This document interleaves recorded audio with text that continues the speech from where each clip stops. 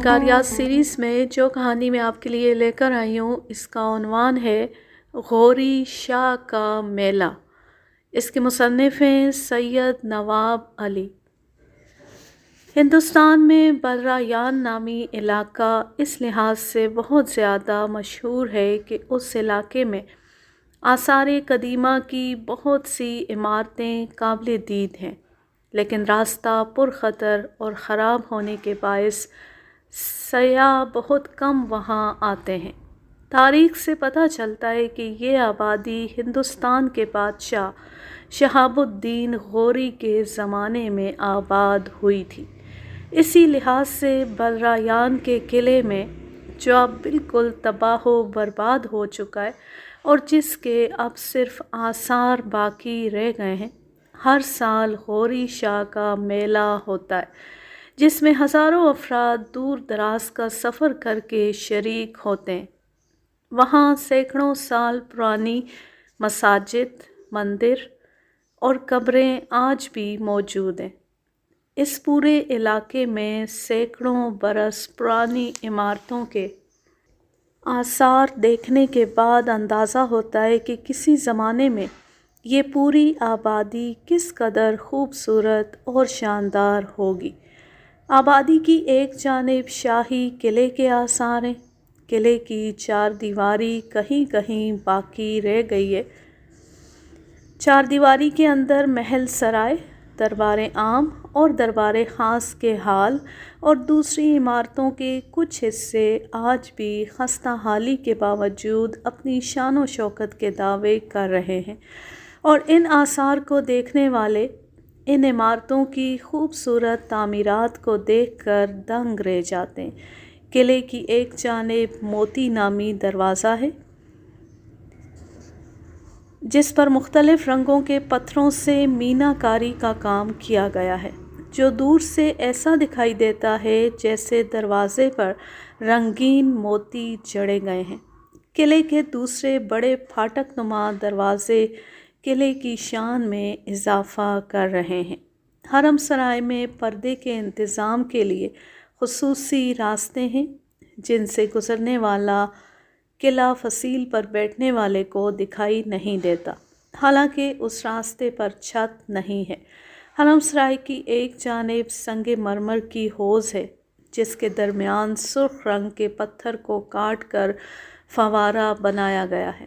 حوض میں پانی آنے کا نظام تباہ ہو چکا ہے، لیکن اگر ذرا فاصلے سے دیکھا جائے تو ایسا دکھائی دیتا ہے جو سورج اور چاند کی روشنی میں چمکتی ہے، اور یہ چمک ایسی دکھائی دیتی ہے جیسے پانی پر روشنی پڑ رہی ہے۔ قلعے کے صدر دروازے کے بالکل سامنے ہی شاہی مسجد کے آثار ہیں۔ قلعے کے صدر دروازے سے شاہی مسجد تک جانے کے لیے پتھروں کی سڑک بنائی گئی ہے۔ اس سڑک کے دونوں جانب سفید پتھروں کی جنگلہ نما جالی لگی ہوئی ہے، جبکہ اس کے مینار منہدم ہو چکے ہیں۔ مسجد کے پورے صحن میں سرخ پتھر سے بیل بوٹے بنائے گئے ہیں جنہیں دیکھ کر قالین کا گمان ہوتا ہے۔ مسجد میں بادشاہ کے نماز ادا کرنے کے لیے کسی مخصوص جگہ کے آثار نہیں ہیں، جس سے اندازہ ہوتا ہے کہ مسجد میں داخل ہونے کے بعد بادشاہ کی کوئی خاص حیثیت نہیں رہتی تھی۔ وہ عام طور پر عام لوگوں کی طرح نماز ادا کرتا تھا۔ شاہی مسجد کے علاوہ آبادی کے مختلف مقامات پر بھی چھوٹی بڑی مسجدوں کے آثار ہیں۔ ایک طرف ایک بہت ہی خوبصورت اور بڑے مندر کے آثار ہیں جس کے اندر بہت سی پتھر کی مورتیاں رکھی ہوئی ہیں۔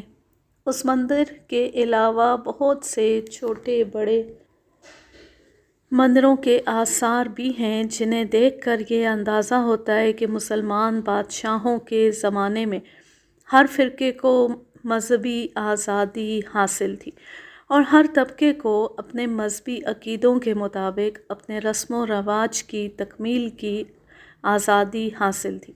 جہاں مساجد کی خوبصورتی دکھائی دیتی ہے، وہاں مندروں کی تعمیرات میں بھی فن تعمیر کے کمالات دکھائی دیتے ہیں۔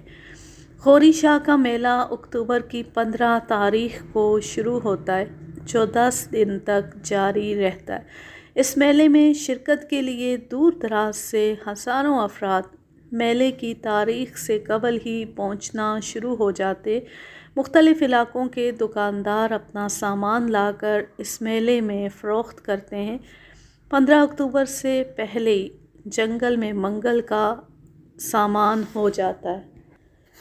ہر طرف جھولداریاں اور بڑے بڑے خیمے لگ جاتے ہیں جن میں قیام کرنے والے آنا فی کس روزانہ ادا کرتے تھے۔ میلے کے آخری دن شاہی قلعے سے ایک شاہی جلوس برآمد ہوتا ہے جس میں سینکڑوں سال پرانا شاہی سامان ایک بہت بڑے تخت پر رکھ کر قلعے سے باہر لایا جاتا ہے۔ جو لوگ اس تخت کو اٹھا کر لاتے ہیں وہ سرخ لباس زیب تن کیے ہوتے ہیں۔ اس کے بعد کچھ لوگ شاہی لباس پہنے تخت کے پیچھے پیچھے چلتے ہیں۔ جلوس جیسے ہی قلعے سے باہر آتا ہے لوگ اس کے استقبال کے لیے کھڑے ہو جاتے ہیں اور تخت سے پیچھے آنے والوں کو بڑے ادب کے ساتھ جھک جھک کر 7 سلام کرتے ہیں، یعنی ان کے تصور میں یہ شاہی خاندان کے افراد ہوتے ہیں۔ میلے میں شرکت کرنے والے ہندو مسلمان سب ہی ہوتے ہیں۔ یہ جلوس شاہی مسجد کے چاروں طرف کا چکر لگانے کے بعد بڑے مندر کے سامنے پہنچتا ہے، جہاں کچھ دیر قیام کے بعد دوبارہ قلعے میں واپس آ جاتا ہے اور پھر میلے کے اختتام کا اعلان کر دیا جاتا ہے۔ اس اعلان کے ہوتے ہی دکاندار اپنا سامان سمیٹ کر واپسی کی تیاری شروع کر دیتے ہیں اور پھر دیکھتے ہی دیکھتے میلے کے شرکاء کے قافلے روانہ ہونے لگتے ہیں۔ جو سواری جس کو میسر آ جاتی ہے وہ اس کے ذریعے روانہ ہو جاتا ہے اور 2-4 ہی دنوں میں یہ پورا علاقہ ویران ہو کر رہ جاتا ہے۔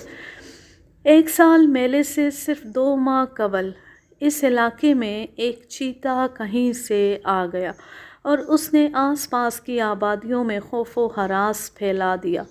صرف 15 یوم کے اندر 1 درجن سے زائد لوگوں کو ہلاک کر دیا۔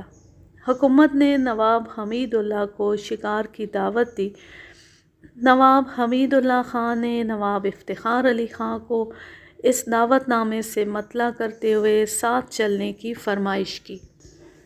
پروگرام کے مطابق نواب حمید اللہ خان بھوپال سے مالیر کوٹلہ پہنچ گئے اور ہم سب بلرایان پہنچے۔ ہم سب نے پہلے تمام آثار قدیمہ کی سیر کی، ایک ایک چیز کو غور سے دیکھا اور اس کے بعد جنگل کا اچھی طرح جائزہ لیا، لیکن دور دور تک کہیں چیتے یا کسی دوسرے درندے کے آثار دکھائی نہیں دیے۔ چونکہ وہاں کوئی انسان نہیں تھا اس لیے معلومات حاصل کرنا بھی ممکن نہ تھا۔ بلرایان سے کوئی 10-12 میل کے فاصلے پر چھانگلا نالہ ہے اور اس کے پار پاول گڑھ نامی آبادی ہے۔ ہم لوگ مختلف راستوں سے گزر کر پاول گڑھ پہنچ گئے جہاں کے لوگ چیتے سے بے حد خوف زدہ تھے۔ ہم نے لوگوں سے مل کر چیتے کے متعلق معلومات حاصل کی۔ ہر شخص ایک ہی بات کہہ رہا تھا کہ چیتا بے حد نڈر ہے اور رات کے اندھیرے سے فائدہ اٹھا کر گھروں میں گھس جاتا ہے۔ خاص طور پر چیتا عورتوں پر زیادہ حملہ کرتا ہے۔ پتہ نہیں کیا بات ہے کہ چیتا عورتوں کو دیکھنا گوارا ہی نہیں کرتا۔ ہمارے لیے یہ بات نئی ضرور تھی لیکن تعجب کا باعث نہیں تھی، چونکہ اس قسم کے واقعات ہم پہلے بھی سن چکے تھے۔ ہم نے معلومات حاصل کرنے کے بعد فیصلہ کیا کہ رات آبادی کے مختلف مکانوں کی چھتوں پر گزاری جائے۔ پروگرام کے مطابق ہم تمام رات مکانوں کی چھتوں پر بیٹھے رہے لیکن چیتا نہیں آیا۔ آبادی کے لوگ سرِ شام ہی اپنے دروازے بند کر لیتے۔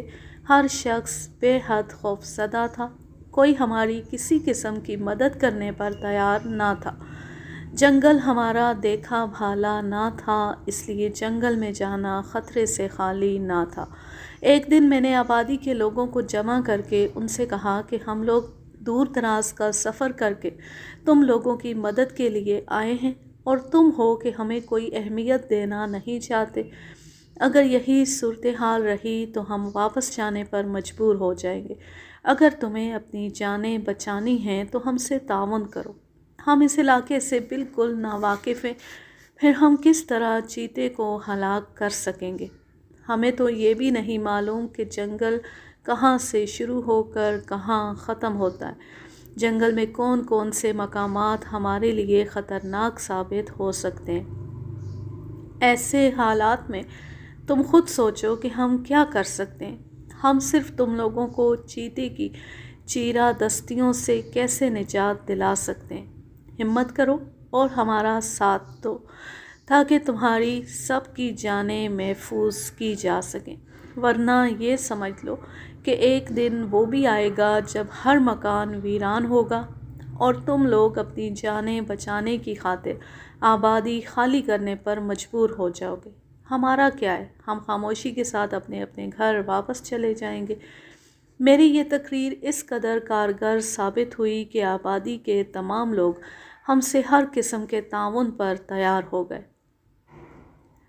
دوسرے دن میں نے آبادی کے لوگوں کو جمع کر کے کہا کہ تم سب لوگ ہمارے ساتھ جنگل میں چلو اور ہمیں راستہ بتاؤ جس کے ذریعے آسانی کے ساتھ جنگل میں چیتے کو تلاش کیا جا سکے۔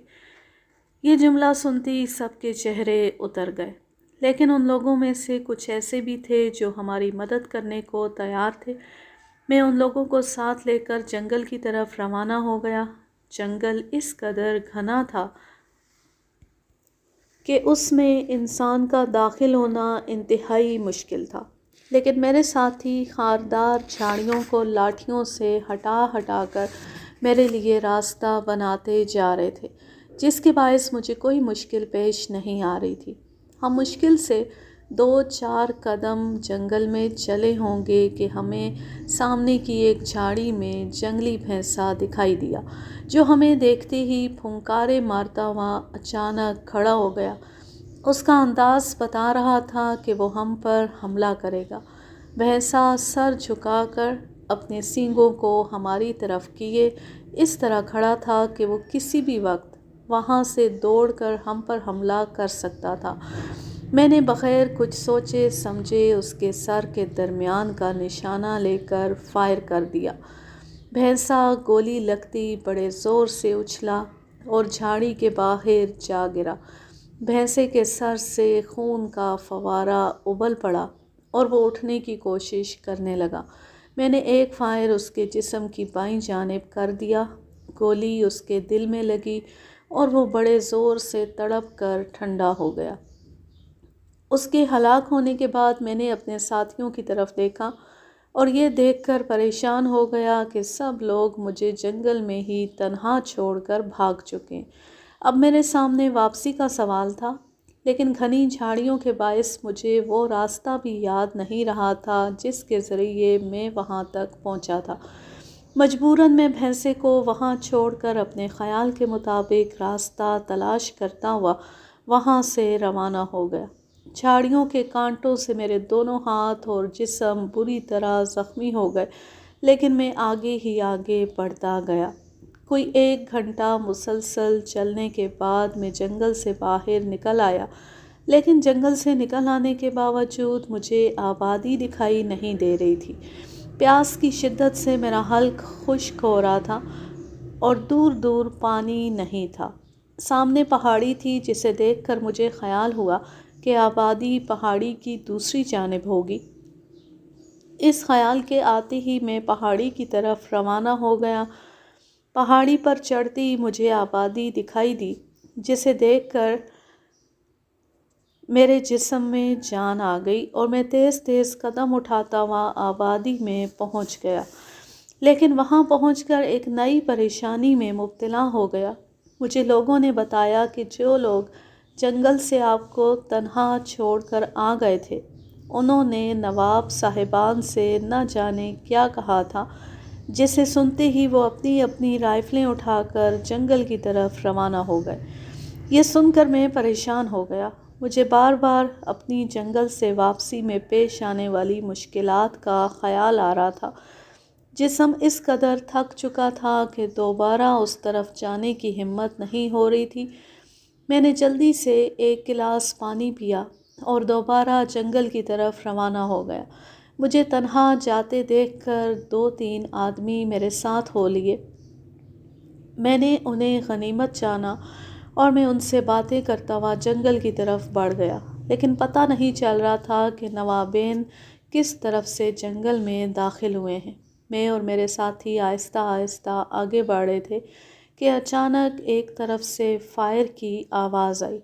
فائر کی آواز سننے کے بعد یہ تو اندازہ ہو گیا کہ یہ لوگ جنگل میں کس طرف ہیں، لیکن فائر کی آواز کے بعد اس طرف جانا خطرے سے خالی نہ تھا۔ میں نے اپنے ساتھیوں سے کہا کہ وہ جلدی جلدی قریب ترین درختوں پر چڑھ کر بیٹھ جائیں، چونکہ یہ ممکن ہے کہ کوئی درندہ زخمی ہو کر اس طرف آ جائے۔ میرا یہ جملہ مکمل بھی نہیں ہو پایا تھا کہ میں نے دیکھا کہ میرے ساتھی درختوں پر چڑھ گئے۔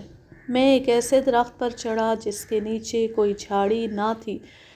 کافی دیر تک خاموشی طاری رہی اور کچھ دیر بعد دوسرے فائر کی آواز میں درخت کی شاخ پر اپنے پیر جمائے اچک اچک کر اس طرف دیکھنے کی کوشش کر رہا تھا جس طرف سے فائروں کی آوازیں آئی تھیں، لیکن گھنا جنگل ہونے کے باعث مجھے کچھ دکھائی نہیں دے رہا تھا۔ کافی دیر اسی کشمکش میں گزری۔ میرے لیے ایک ایک منٹ پہاڑ بن کر رہ گیا تھا۔ جیسے جیسے تاخیر ہو رہی تھی میرے دماغ میں برے برے وہم جنم لے رہے تھے اور میں پریشان ہو کر دل ہی دل میں نواب صاحب کے لیے دعائیں کر رہا تھا۔ تقریباً 1 گھنٹہ اسی کشمکش میں گزر گیا۔ اب میرے لیے درخت پر بیٹھے رہنا ناگوار تھا۔ میں اللہ کا نام لے کر نیچے اتر آیا اور نواب صاحبان کی طرف چل پڑا۔ میرے ساتھیوں نے مجھے بڑی سختی کے ساتھ روکنے کی کوشش کی، لیکن میں ان کی باتیں سنی انسنی کرتے ہوئے آگے بڑھ گیا۔ کافی دور چلنے کے بعد مجھے نواب صاحبان ایک درخت کے نیچے کھڑے دکھائی دیے۔ دور ہی سے ان کے چہروں سے پریشانی کے آثار دیکھ کر میں سمجھ گیا کہ دونوں فائر خالی گئے ہیں اور نواب صاحبان اپنی ناکامی سے پریشان ہیں۔ میں جیسے ہی ان کے پاس پہنچا، نواب حمید اللہ خان بڑے افسردہ لہجے میں بولے، نواب علی، اس وقت غضب ہو گیا۔ چیتا اس قدر تیز اور پھرتیلا تھا کہ ہم کوشش کے باوجود اس پر صحیح نشانہ نہیں لگا سکے۔ وہ کمبخت آنکھ جھپکتے ہی ایک جھاڑی سے نکل کر سامنے والی جھاڑی میں چلا گیا ہے۔ اب تو وہ آبادی کے لوگوں کے لیے اور بھی زیادہ خطرناک ہو جائے گا۔ میرا خیال یہ ہے کہ پہلی گولی اس کے جسم کے کسی حصے پر لگی ضرور ہے، یہ اور بات ہے اچٹتی ہوئی لگی ہو۔ میں نے کہا کہ اگر آپ اجازت دیں تو میں جھاڑی کی دوسری طرف جا کر اسے اس طرف نکلنے پر مجبور کر دوں۔ میں اس طرف پہنچ کر ہوائی فائر کروں گا اور وہ اس طرف سے باہر آئے گا۔ چیتا یقینی طور پر یہ سمجھے گا کہ آپ لوگ اس طرف آ گئے ہیں۔ جیسے ہی وہ جھاڑی سے باہر نکلے آپ اسے ہلاک کر دیجیے گا۔ نواب صاحب کو میری یہ تجویز پسند تو آ گئی، لیکن مجھے سختی کے ساتھ احتیاط کرنے کی ہدایت کرتے ہوئے جھاڑی کی دوسری جانب جانے کی اجازت مل گئی۔ کافی لمبا چکر لگا کر جھاڑی کی دوسری جانب پہنچا۔ ابھی میں فائر کرنے کا ارادہ کر ہی رہا تھا کہ اتفاق سے میری نظر جھاڑی کے درمیان میں کھڑے ہوئے درخت پر پڑ گئی اور میں یہ دیکھ کر سکتے میں آ گیا کہ چیتا اپنے اگلے پنجوں پر زور دے کر میری طرف جست لگانے کے لیے تیار ہے۔ میں نے جیسی رائفل اس کی طرف اٹھائی وہ ذرا پیچھے ہٹا، لیکن اچانک فائر کی آواز بلند ہوئی اور چیتا بے جان ہو کر میرے بالکل قریب آ گرا۔ میں نے اسے دیکھ کر خدا کا شکر ادا کیا۔ اسی دوران نواب صاحب وہاں پہنچ گئے۔ میں نے اپنے ساتھیوں کو بلا کر وہاں سے چیتے کو اٹھوایا اور آبادی میں لے آئے۔ آبادی کے لوگ چیتے کی ہلاکت کی خبر سنتی ہمارے چاروں طرف جمع ہو گئے۔ اس کے بعد میں نے چند جوانوں کو بھیج کر بھینسے کو بھی وہاں سے اٹھوا لیا۔ اس کے بعد ہم وہاں سے مالیر کوٹلہ کے لیے اور نواب حمید اللہ خان بھوپال کے لیے روانہ ہو گئے۔ اس کہانی کا ماخذ ہے آدم خور انسان، راوی ہیں سید نواب علی، تحریر کی ہے قمر نقوی امروہی، اور یہ سال ہے سن 1984۔ اب میں لیتی ہوں آپ سے اجازت، جہاں رہیں خوش رہیں، شاد و آباد رہیں، ہنستے مسکراتے رہیں۔ اللہ حافظ، اللہ نگہبان۔